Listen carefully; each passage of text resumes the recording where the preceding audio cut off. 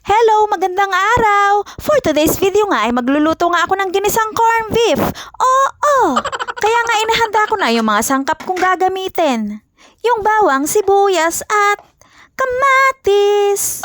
Inuna ko na nga balatan at hiniwa itong sibuyas. Wala lang, sinabi ko nga lang. Ilalagay ko nga muna yung balat ng sibuyas dito sa plastic. Baka naman kasi sabihin nyo na napakadugyot ko magluto. Sa totoong buhay nga, hindi nga talaga ako mahilig magluto. Wala lang, sinabi ko lang, gusto ko lang naman i-share. Bahala na nga sila kung masasarapan nga nila yung luto ko. Dahil iniluto ko nga yan with the heart. Dahil laki nga ako sa Nueva Ecija, syempre mahilig ako sa kamatis. Yung kamatis na pampaganda ng kutis. Oo!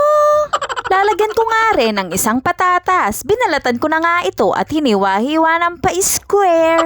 Dahil paborito nga rin ito ng aking mga junakis. Isinalang ko na nga yung kawali at nilagyan ko na nga rin ng mantika. At pagkatapos nga ay nag-umpisa na nga akong maggisa. Yung bawang, sibuyas. At pagkatapos nga ay yung kamatis naman. Hinalo-halo ko nga muna hanggang sa lumambot yung kamatis. Saka ko nga isinunod yung patatas.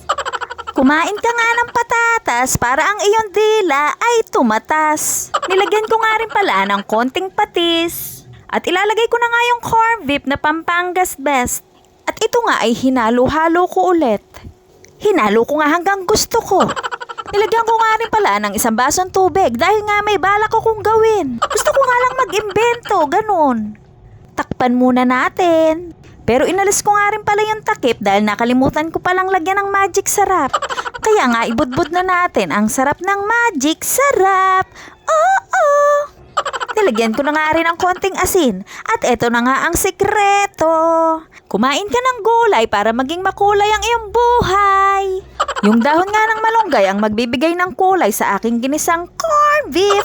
Malapit na nga akong makaluto kaya nga sinabi ko sa aking mga junakis na mag-ready na nga sila at kumain na sila. Tinanong ko nga sila kung nagustuhan nga nila yung luto ko. Ang sagot nga nila ay isang ngiti lang, parang hindi nga nila na-appreciate yung aking niluto. O siya, hanggang dito na lang. Paki-follow naman po for more. Diyos mio Marimar.